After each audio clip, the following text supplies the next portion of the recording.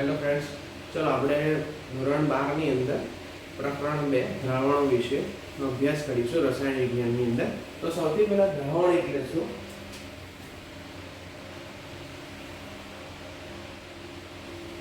દ્રાવણ એટલે કે કોઈ દ્રવ્ય પદાર્થ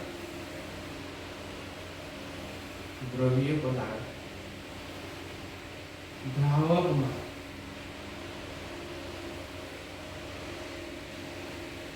ઓગળે. કોઈ પણ દ્રવ્ય પદાર્થ હોય એ દ્રાવકમાં શું થાય છે? ઓગળે. એને શું કહેવામાં આવે છે? દ્રાવણ તરીકે ઓળખવામાં આવે છે. ઉદાહરણ તરીકે મીઠાનું દ્રાવણ, ગ્લુકોઝનું દ્રાવણ,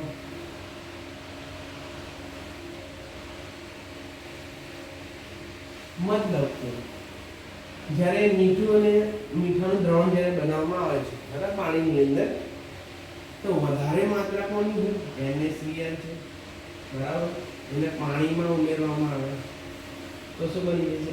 Na+Cl- ક્ષાર બની જાય. ક્ષાર હોય, ક્ષાર તો છે જ ઓલરેડી, મીઠું એક પ્રકારનો ક્ષાર જ છે, પણ જ્યારે પાણીમાં ઉમેરવામાં આવે તો શું થઈ જાય? આયન છૂટા પડી જાય. આયનો છૂટા પડે ત્યારે જ્યારે એને પાણીમાં ઉમેરવામાં આવે ત્યારે એટલે શું ઓગળી જાય છે બરાબર. તો વધુ માત્રા શું હોય? પાણીની વધુ માત્રા હશે બરાબર. તો જેની વધુ માત્રા હોય, જેની વધુ માત્રા હોય દ્રાવણમાં, એને શું કહેવાય છે? દ્રાવક કહેવાય બરાબર છે. જેની વધુ માત્રા આવે એને શું કહેવામાં આવે છે? દ્રાવક તરીકે ઓળખવામાં આવે છે. સેમ હિયર જેની વધુ માત્રા હોય દ્રાવ્યને શું કહેવાય છે? દ્રાવ્ય પદાર્થ કહેવાય. દ્રવ્યની પણ વધુ માત્રા હોય છે આ તો છે, એ ડિપેન્ડ છે કેટલા પ્રમાણમાં આપણે ઓગળવામાં આવે કે એના પર ડિપેન્ડ છે, પણ વધુ માત્રા કોની હોવી જોઈએ? દ્રાવકની હોવી જોઈએ બરાબર. દ્રાવક કરતા દ્રવ્યની માત્રા કેવી હોવી જોઈએ? ઓછી હોવી જોઈએ બરાબર. તો દ્રાવ્ય પ્લસ દ્રાવક જ્યારે બંને ભેગું થાય ત્યારે શું બનાવે છે? દ્રાવણ બનાવે છે. એટલે આપણે જ્યારે મીઠું છે પાણીમાં ઓગળવામાં આવે છે બરાબર, તો મીઠાનું દ્રાવણ થઈ જાય. તો એક પ્રકારનું શું છે? દ્રાવણનું ઉદાહરણ છે. એવી રીતે ગ્લુકોઝ છે, તો ગ્લુકોઝને પણ પાણીમાં ઓગળવામાં આવે છે તો ગ્લુકોઝનું દ્રાવણ થઈ ગયું. રેડી? તો ચલો આપણે જે થોડીક વસ્તુ આપણા મેઇન મુદ્દા જે છે આપણે કવર કરી લઈએ બરાબર છે.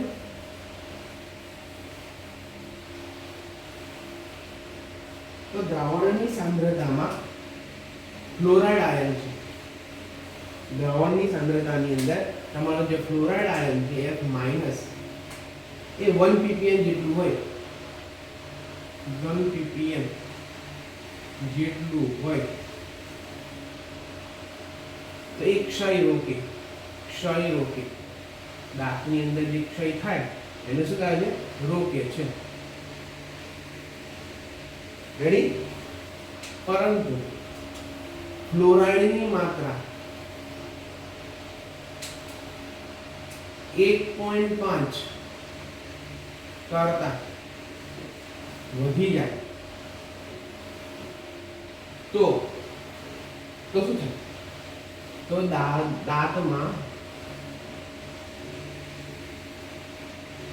ડાઘા પડે.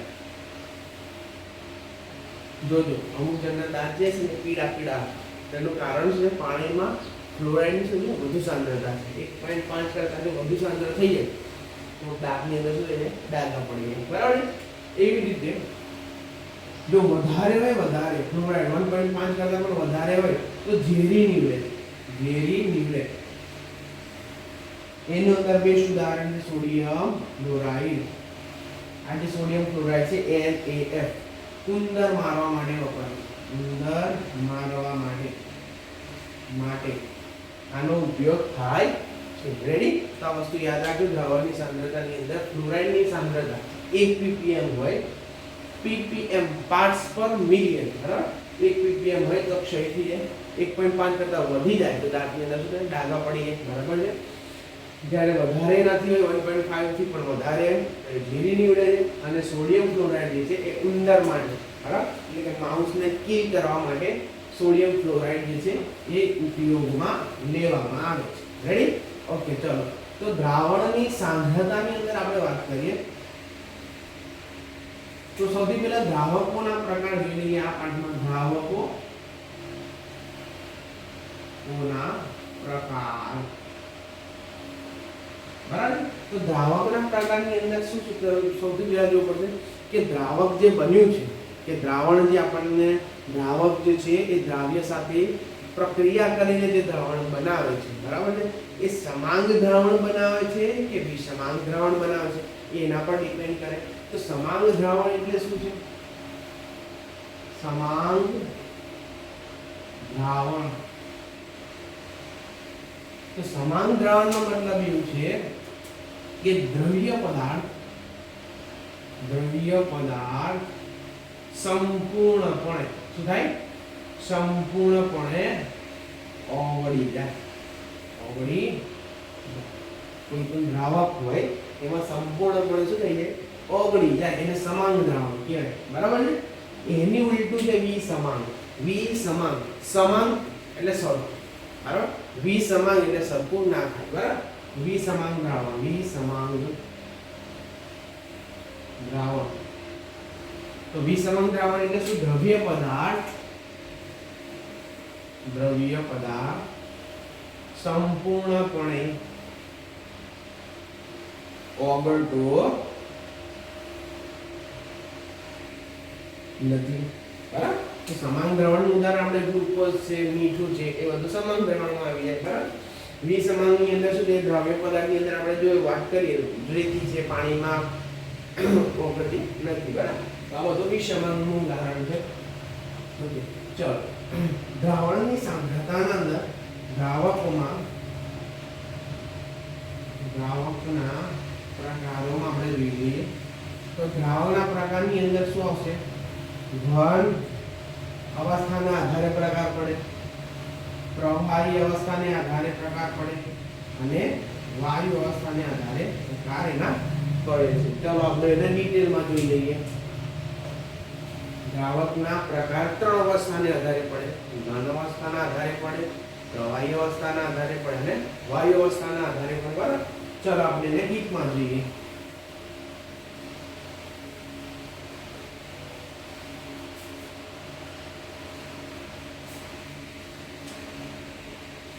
અહીંયા હું લખું અવસ્થા બરાબર અહીંયા લખું દ્રાવ્ય અહીંયા હું લખું દ્રાવક અને અહીંયા હું એનું ઉદાહરણ આઈએમપી ક્વેશ્ચન છે બરાબર છે આમાંથી એક્ઝામમાં પૂછાય છે તમારા એક્ઝામમાં હમણાં જે બોર્ડમાં એક્ઝામ ગઈ એમાં પણ આ પૂછી લીધું તો ચલો આપણે જોઈ લઈએ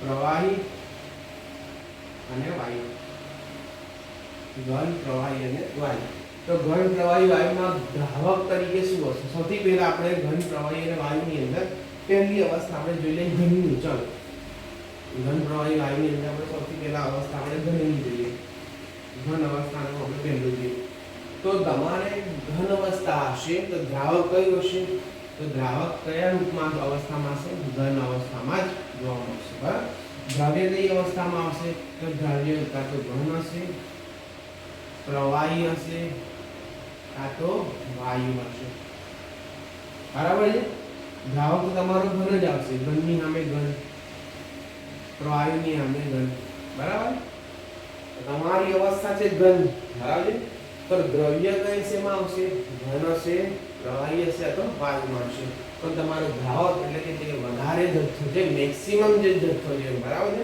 છે એ શેમાં હશે દ્રાવકમાં દ્રાવક તરીકે ઘન સ્વરૂપે હશે બરાબર તો ચલો એનું એક ઉદાહરણ લઈએ ઘનનું આપણે ઉદાહરણ લઈએ એમાં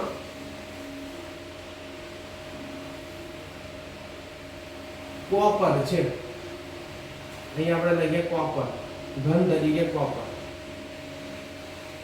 અને એક સોડિયમનું ઉદાહરણ લઈએ કોપર અને સોડિયમનું જે ઉદાહરણ છે એ ઘન ઘનમાં જોવા મળે બરાબર છે બીજું આપણે ઘન અને પ્રવાહીની વાત કરીએ તો ઘન અને પ્રવાહીમાં ઘન સ્વરૂપે સોડિયમ અને પ્રવાહી સ્વરૂપે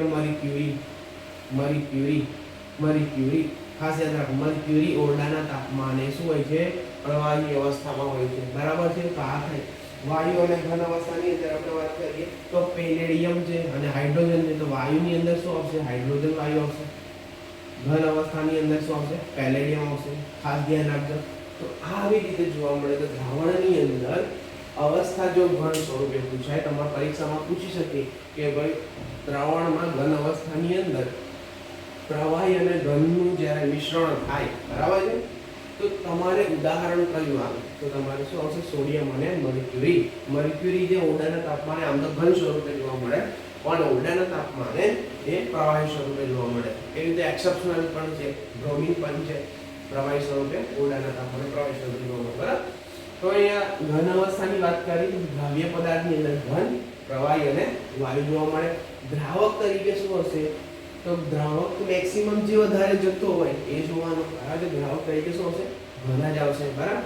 હવે તમારે ઉદાહરણ પૂછી દો તો કશું કરવાનું નથી. જો ઘન છે એની સામે ઘન આવવું, તો ઘન શું છે? કોપર ઘન છે, સોડિયમ ઘન છે, તેનું ઉદાહરણ છે, બરાબર. બીજું છે સોડિયમ અને ઘનની વાત કરી છે તો ઘન સ્વરૂપે શું હોય છે? સોડિયમ હોય છે.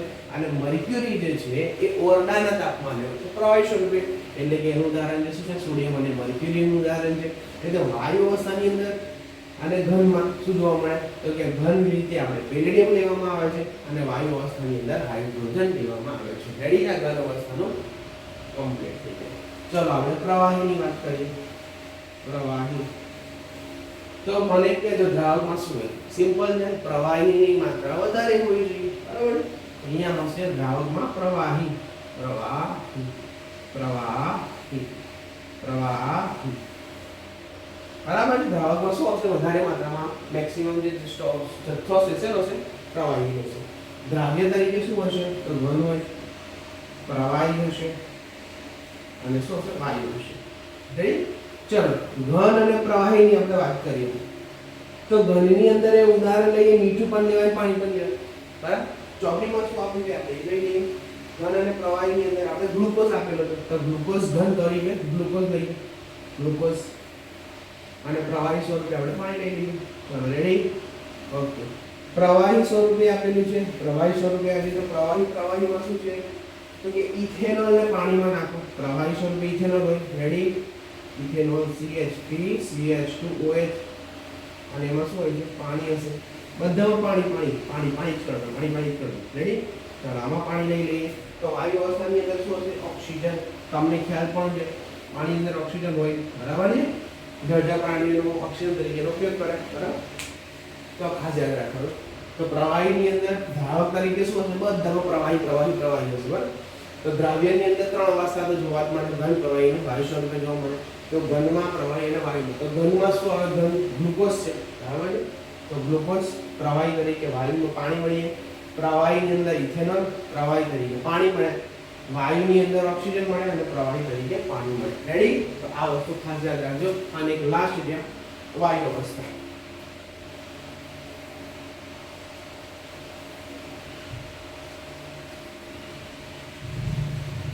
વાયુ અવસ્થા. તો ચલો વાયુમાં જોઈ લઈએ. આપણને ખબર છે વાયુની અંદર દ્રાવક તરીકે શું હશે? વાયુ હશે. વાયુ, વાયુ અને વાયુ, બરાબર. દ્રવ્યની અવસ્થા કેટલી? ત્રણ. કઈ કઈ? ઘન, પ્રવાહી અને વાયુ. તો ઘનની હવે વાયુ શું હોય? બરાબર. તો આપણે ઘનની અંદર વાયુ જોઈ લઈએ. કપૂર ને નાઇટ્રોજનમાં મિક્સ કરવાનું. કપૂર હોય એ નાઇટ્રોજનમાં જોવા મળે. કપૂર નાઇટ્રોજનમાં, નાઇટ્રોજનનું ઉદાહરણ. કપૂર નાઇટ્રોજનનું ઉદાહરણ. કપૂર સોરી કપૂર નહીં, કપૂર, કપૂર, કપૂર, કપૂરનું નાઇટ્રોજનનું ઉદાહરણ. તો ઘન સ્વરૂપે શું હોય છે? કપૂર હોય છે. વાયુ સ્વરૂપે શું જોવા મળે? નાઇટ્રોજન જોવા મળે, બરાબર. એવી જ રીતે નાઇટ્રોજન ને ક્લોરોફોર્મનું. તો પ્રવાહી શું છે? ક્લોરોફોર્મ CH3 ક્લોરોફોર્મ થઈ ગયો. વાયુ સ્વરૂપે નાઇટ્રોજન. એવી રીતે વાયુ સ્વરૂપે નાઇટ્રોજન છે, બરાબર છે. ઘન સ્વરૂપે શું? ઓક્સિજન. વાયુ સ્વરૂપે એટલે ઓક્સિજન પણ આમાં આવે છે. રેડી? ક્લિયર થાય છે? તો જુઓ, વાયુ સ્વરૂપે દ્રાવકની વધારે માત્રા હોય છે તો વાયુ વાયુ વાયુ બધું દ્રાવકમાં આવશે. રેડી? જ્યારે દ્રવ્યની ત્રણ અવસ્થાને યાદ કઈ રીતે રાખશો તમે? જો તો તમને પૂછી શકે તો અવસ્થા તમને આપેલી છે વાયુ, બરાબર. તો વાયુની જ્યારે અવસ્થા પૂછે તો તમારે એ વસ્તુ યાદ રાખવાની, દ્રાવકની અંદર વધારે જતો શેનો હશે? વાયુનો જ હોવો જોઈએ, બરાબર? તો દ્રાવકનો વધારે જતો શું છે? વાયુ અને વાયુ. અને બીજી વસ્તુ તમને પૂછે દ્રાવ્ય, તો દ્રાવ્ય તમને ખબર છે કે પદાર્થની 3 અવસ્થા છે. પદાર્થની 3 અવસ્થા છે: ઘનમય, પ્રવાહી છે, વાયુ છે. તો તમારે એમ મૂકી દેવાનું ઘન, પ્રવાહી, વાયુ, વાયુ, વાયુ, બરાબર? તો ઘનની અમે પ્રવાહીનું તો ઘન એ વસ્તુ વિચારો કે ઘન કઈ વસ્તુ છે? તો ઘન માની લઈએ કપૂર છે. વાયુ છે કે નાઇટ્રોજન વાયુ છે? તો બધામાં કોમન સોર્સ નાઇટ્રોજન આવે છે. એવી જ રીતે અહીંયા વાત કરીએ પ્રવાહીમાં, તો પ્રવાહીમાં બધું શું છે? પાણી, પાણી, પાણી. એટલે કોમન વસ્તુ નીકળી ગઈ. વાયુ અવસ્થામાં પૂછે તો બધા નાઇટ્રોજન કોમન નીકળી ગયા, બરાબર? પ્રવાહીની વાત કરીએ તો બધા પાણીનું કોમન નીકળી ગયું, બરાબર? તો વાયુની અંદર શું આવશે? સૌથી પહેલા અહીંયા ઘન અવસ્થામાં પૂછે, ઘનમાંથી પ્રવાહીમાં, તો ઘનનું શું આવ્યું? ઉદાહરણ છે કોપર. પ્રવાહીનું ક્લોરોફોર્મ, વાયુનું તો તમારે આ યાદ રાખવાનું. આ તો યાદ નહીં રાખવાનું. કેમ? કારણ કે યાદ રહી ગયું, કોમન છે બધા. વાયુ પૂછે તો બધામાં નાઇટ્રોજન, પ્રવાહી પૂછે તો બધામાં પાણી, બરાબર? તો તમારે ઘનનું જ ઉદાહરણ યાદ રાખવાનું. ઘન, પ્રવાહી, વાયુ. તો ઘનની અંદર કોપર, પ્રવાહીની અંદર ક્લોરોફોર્મ અને વાયુની અંદર ઓક્સિજન. ક્લિયર થાય છે? ઓકે, ચલો ડન.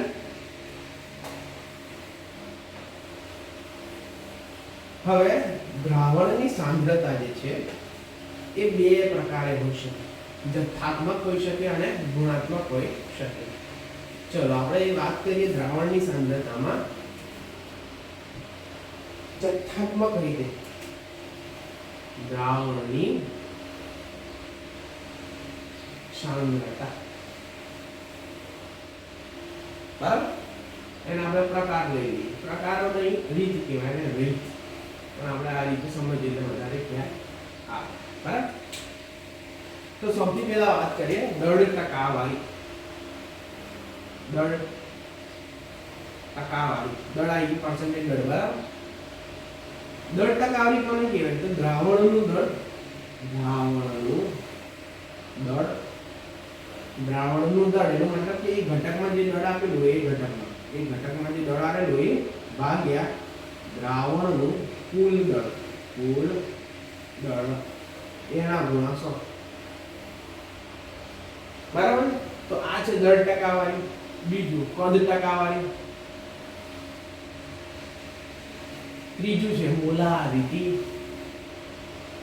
મોલારિટી. ચોથું છે મોલાલિટી. મોલાલિટી, બરાબર છે? મોલાલિટી. અને પાંચમું છે મોલારિટી, મોલાલિટી. દળ ટકાવારી, કદ ટકાવારી, મોલારિટી, મોલાલિટી અને ppm. ચલો લઈ લે ppm, કાં તો દળ ભાગ્યા કદ, દળ અથવા તો કદ લઈ લઈએ. ચલો આમ તો બીજું બધું છે, નોર્માલિટી પણ છે, પણ આપણે આ યુનિટનો એનો અભ્યાસ નથી કરવાનો, બરાબર? જે કરવાનું છે આપણે લઈ લઈએ. દળ ટકાવારી, કદ આવશે અંદર, બરાબર? મોલારિટી આવે છે, મોલાલિટી આવશે, દળ ભાગ્યા કદ આવશે. આ વસ્તુ આપણે જોઈ લઈએ. ચલો તો સૂત્ર તમને શું છે? દ્રાવણનો દળ ભાગ્યા કુલ દળ. સેમ હિયર છે, પણ દળની જગ્યાએ કદ આવી જાય. દ્રાવણનું કદ, દ્રાવણનું કદ ભાગ્યા, અહીંયા ખાસ યાદ રાખવાનું ઘટક, ઘટક. માન્ય કોઈ પદાર્થ આલેલો હોય તમને, બરાબર છે? તો એની અંદર જોવાનું છે કેટલા ટકા આવેલું છે. માની લે NaCl નું જે દ્રાવણ બનાવ્યું છે, બરાબર? તો કેટલું કદ આવેલું છે, પાણીનું કદ કેટલું છે, તો એ પ્રમાણે જોવાનું. ભાગ્યા દ્રાવણનું કુલ કદ, દ્રાવણનું કુલ કદ, કુલ કદ ગુણ્યા 100. પર્સન્ટેજમાં ફાઇન્ડ કરીએ એટલા માટે % મલ્ટીપ્લાય 100 કરવાનું, બરાબર? એ જે મોલારિટી, ખાસ યાદ રાખવું, મોલારિટી અને મોલાલિટી બોથ આર ડિફરન્ટ, બરાબર? મોલારિટીને કેપિટલ M માં દર્શાવે, જ્યારે મોલાલિટીને સ્મોલ m માં દર્શાવે. ખાસ યાદ રાખજો, મોલારિટી છે એ નિર્ભર કરે છે, ડિપેન્ડ ઓન ટેમ્પરેચર, બરાબર? But molality does not depend on temperature, pressure, moles. Ready? Okay, ચલો. તો મોલારિટીની વાત કરીએ તો મોલારિટી એટલે શું? કે 1 લિટર પાણી હોય, બરાબર? વ્યાખ્યા અહીંયા લખો, અહીંયા મોલારિટીની વ્યાખ્યા અહીંયા લખો એટલે ખાસ ધ્યાન રાખો, ખબર પડે. મોલારિટી, મોલારિટી, મોલારિટી એટલે શું? 1 લિટર પાણી હોય. શું હોય? 1 લિટર પાણીમાં દ્રવ્ય પદાર્થ ઓગળે. દ્રવ્ય પદાર્થ શું થાય? ઓગળે. તો એને શું કહેવામાં આવે? મોલારિટી કહેવામાં આવે. એનું સૂત્ર જોઈ લઈએ. તો દ્રવ્યના મોલ ભાગ્યા દ્રાવણનું કદ લીટરમાં બરાબર. આપણે શું કીધું કે લીટરમાં બનાવવામાં આવશે એટલે દ્રવ્યના મોલ તો 1 તો દ્રવ્યના મોલ ભાગ્યા દ્રાવણનું કદ લીટરમાં. એ તો મોલાલિટી સ્મોલ એ મોલાલિટી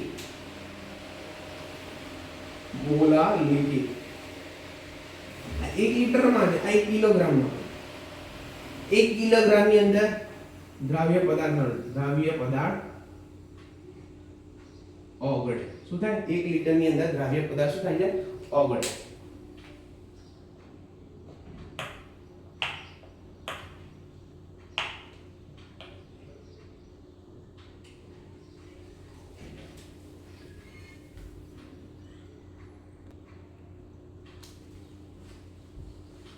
તો મોલાલિટી એટલે શું? 1 કિલોગ્રામ દ્રવ્ય પદાર્થ શું થાય છે? ઓગળે છે. એને મોલાલિટી કહેવાય. તો અહીંયા આવશે દ્રાવકનું દ્રાવ્યના મોલ ભાગ્યા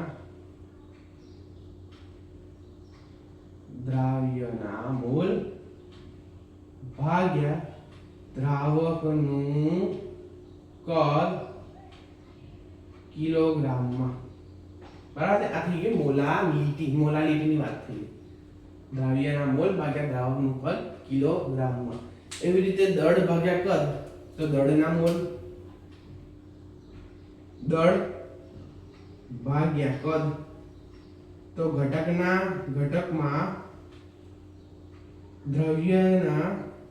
દ્રવ્યનું દળ ભાગ્યા ઘટકમાં તો દ્રાવણમાં દ્રવ્યનું દળ ભાગ્યા દ્રાવણમાં દ્રાવ્યનું કદ ગુણ્યા 100. બરાબર. તો આ દળ અને કદનો ગુણોત્તર આપણને મળી જાય. તો દ્રાવણની સાંદ્રતાના આધારે આપણે જોઈ લે પ્રકારને રીત કહેવામાં આવે છે. દળ પર્સન્ટેજ, દળ ટકાવારી, કદ ટકાવારી, મોલાલિટી અને દળ ભાગ્યા કદ. મોલાલિટી જે છે એનો કેપિટલ M દર્શાવવામાં આવે છે, જ્યારે મોલાલિટીને સ્મોલ m માં દર્શાવવામાં આવે છે. મોલારિટી જે એ દ્રાવ્યનું વજન મોલ હોય, દ્રાવ્યના મોલ હોય ભાગ્યા દ્રાવણનું કદ લીટરમાં બનાવે.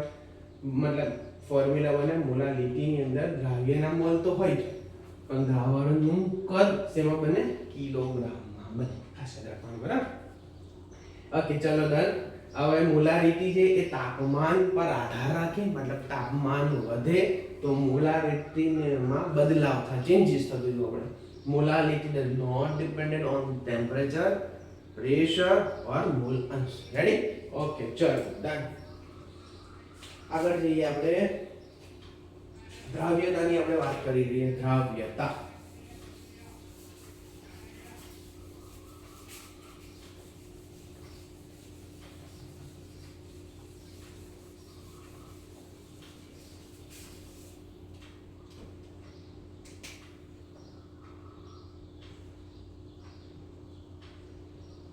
તો દ્રાવ્યતા એટલે શું? તો દ્રાવકમાં મહત્તમ જથ્થો ઓગળી જાય એને શું કહેવાય? દ્રાવ્યતા કહેવાય. મહત્તમ જથ્થો શું થાય? મહત્તમ જથ્થો ઓગળે એને શું કહેવામાં આવે છે? દ્રાવ્યતા તરીકે ઓળખવામાં આવે છે. ચલો, દ્રાવ્યતાના આધારે આપણે બે પ્રકાર લઈએ. ઘનની પ્રવાહીમાં દ્રાવ્યતા. ઘન પદાર્થની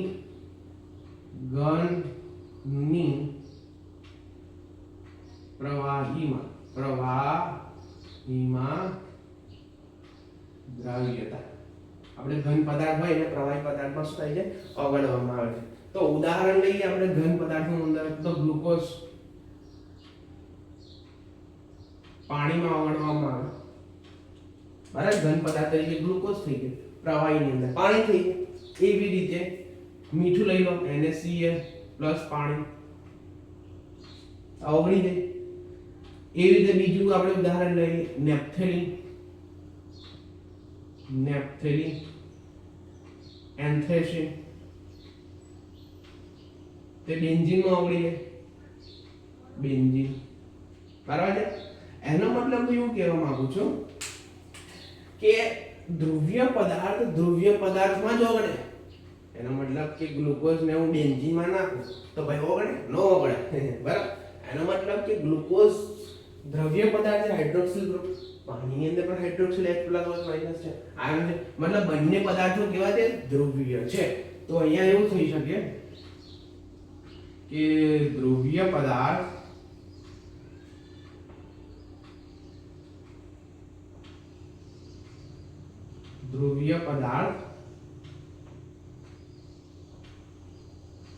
ધ્રુવીયમાં જ ઓગળે. ધ્રુવીય પદાર્થ છે ધ્રુવીયમાં જ ઓગળે.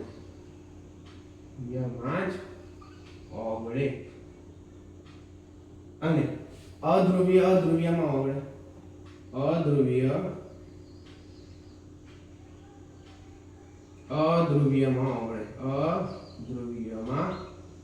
ઓગળે. એનો મતલબ કે લાઈક ડિસલાઈક માં ઓગળે. બરાબર. આપણે ગ્લુકોઝ અને પાણી છે તો બંને ધ્રુવીય પદાર્થ છે એટલા માટે એ ઓગળી જાય. નેપ્થેલિન એન્થ્રેસિન છે એ બેન્ઝીનની સાથે ધ્રુવીય પદાર્થ છે તો બંને ઓગળી જાય. બરાબર. તો ધ્રુવીય પદાર્થ ધ્રુવીયમાં ઓગળે, અધ્રુવીય પદાર્થ અધ્રુવીયમાં ઓગળે. રેડી? ઓકે, ચલો ડન. બીજું ઉદાહરણ લઈએ.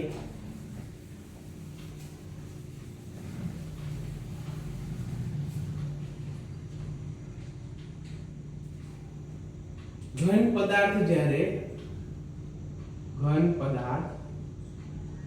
દ્રવ્યમાં ઉમેરવામાં આવે. ઘન પદાર્થ છે એ દ્રવ્યમાં ઉમેરવામાં આવે. એનો મતલબ કે દ્રવ્ય એટલે દ્રવ્ય પદાર્થ, દ્રાવક.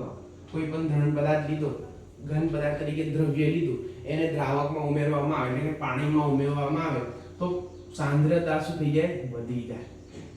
સાંદ્રતા શું થઈ જાય? વધે છે. જ્યારે કોઈ પણ દ્રવ્ય પદાર્થ છે એટલે પાણીમાં ઉમેરવામાં આવે તો એની સાંદ્રતા શું થઈ જાય? વધી જાય. બે પ્રકારે હોય છે, મંદ હોય અને સાંદ્ર હોય. તો મંદ હોય તો પાણીમાં મેક્સિમમ પ્રમાણમાં એને શું ઓગાળેલું હોય, એને કહેવાય મંદ કહેવાય. સાંદ્ર એટલે કે પાણીની ઓછી માત્રા, એટલે કે દ્રાવક, કોઈ પણ દ્રાવક, એવું નથી પાણી એટલું, કોઈ પણ દ્રાવક આપણે લઈએ તો દ્રાવકની માત્રા શું હોય? ઓછી હોય, એને સાંદ્ર કહેવામાં. દ્રાવ્યની માત્રા ઓછી હોય, દ્રાવકની માત્રા વધારે તો મંદ થઈ ગયું. દ્રાવ્યની માત્રા ઓછી છે, દ્રાવકની માત્રા વધારે છે તો મંદ થઈ ગયું. દ્રવ્યની માત્રા ઓછી છે, દ્રાવકની માત્રા વધુ છે તો જે દ્રાવણ બન્યું એ મંદ બન્યું. પણ દ્રવ્યની માત્રા વધુ છે અને દ્રાવકની માત્રા ઓછી છે તો તમારું જે દ્રાવણ બન્યું કેવું બન્યું છે? સાંદ્ર બન્યું. રેડી? ઓકે, ચલો. આમાં એક બીજી વસ્તુ છે, વિલયન એટલે શું કે વધારે માત્રામાં શું થઈ જાય? ઓગળી જાય. જે પદાર્થ દ્રવ્ય પદાર્થ હોય એ દ્રાવકમાં મહત્તમ રીતે શું થઈ જાય? ઓગળી જાય છે. એને શું કહેવાય? વિલયન કહેવામાં આવે છે. એવી રીતે સ્ફટિકીકરણ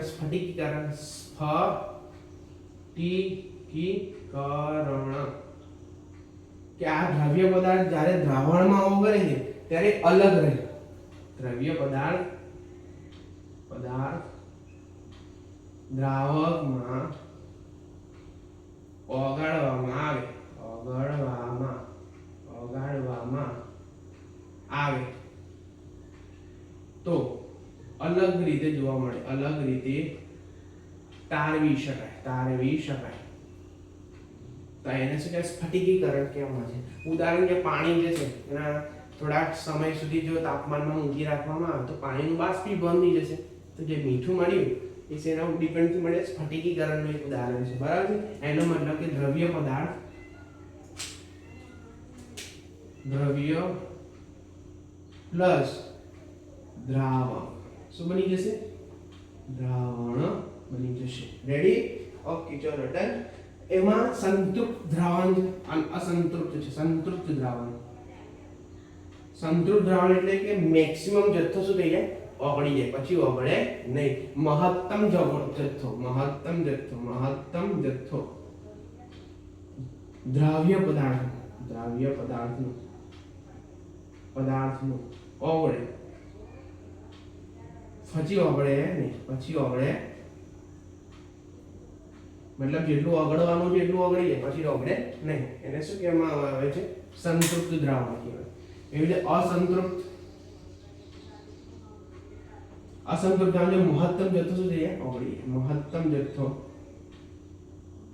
ઓગળે, એને શું કહેવામાં આવે છે? અસંતૃપ્ત દ્રાવણ તરીકે ઓળખવામાં આવે છે. રેડી? ઓકે, ચલો. તો હવે દ્રાવણની અંદર બે પ્રકારે ડિપેન્ડ કરે. તાપમાન પર દ્રાવ્યતા જે છે, દ્રાવ્યતા એ ઘન અને પ્રવાહીની વાત કરું. જ્યારે ઘન અને પ્રવાહીની વાત કરું, ઘન પ્લસ પ્રવાહી આ બંનેની જ્યારે વાત કરું, એ તાપમાન પર આધાર રાખે. તાપમાન પર આધાર રાખે, દબાણ પર આધાર રાખતી નથી. દબાણ પર આધાર રાખતી નથી. તો ઘન અને પ્રવાહીમાં એટલો મતલબ કે જો તાપમાનમાં વધારો થાય, તાપમાન વધે તો દ્રવ્યતા વધે. દ્રવ્યતા વધે એટલે લ સેટલેના પ્રિન્સિપલ પ્રમાણે જો પ્રક્રિયા ઉષ્મા શોષક હોય, એનો મતલબ કે ડેલ્ટા H ગ્રેટર ધેન 0 હોય તો એ દ્રાવણ સંતૃપ્ત દ્રાવણ કહેવાય. શું કહે છે? ડેલ્ટા H ગ્રેટર ધેન 0 હોય તો સંતૃપ્ત દ્રાવણ થઈ ગયું. પરંતુ ડેલ્ટા H લેસ ધેન 0 હોય, એનો મતલબ કે પ્રક્રિયા ઉષ્માક્ષેપક છે, તો લ સેટલેન સિદ્ધાંત પ્રમાણે એની એન્થાલ્પી કેટલી થઈ જાય? 0 કરતા ઓછી થઈ જાય. જ્યારે ઉષ્મા શોષક પ્રક્રિયા હોય તેની એન્થાલ્પી 0 કરતા શું થઈ જાય? વધી જાય. ઉષ્મા શોષક અને ઉષ્માક્ષેપક. ઉષ્મા શોષક પ્રક્રિયા એટલે શું? પ્રક્રિયા દરમિયાન ઉષ્માનું શું થાય? શોષણ થાય. ઉષ્માક્ષેપક પ્રક્રિયા દરમિયાન ઉષ્માનું શું થાય? ઉત્સર્જન થાય. એને શું કહેવામાં આવે છે? ઉષ્માક્ષેપક પ્રક્રિયા કહેવામાં આવે છે. ચલો આપણે અહીંયાથી આટલું રાખીએ. નેક્સ્ટ જ્યારે વિડિયો લાવીશ તો અહીંયાથી આપણે ફરીથી રિપીટ કરીશું. બરાબર? ચલો, થેન્ક યુ સો મચ.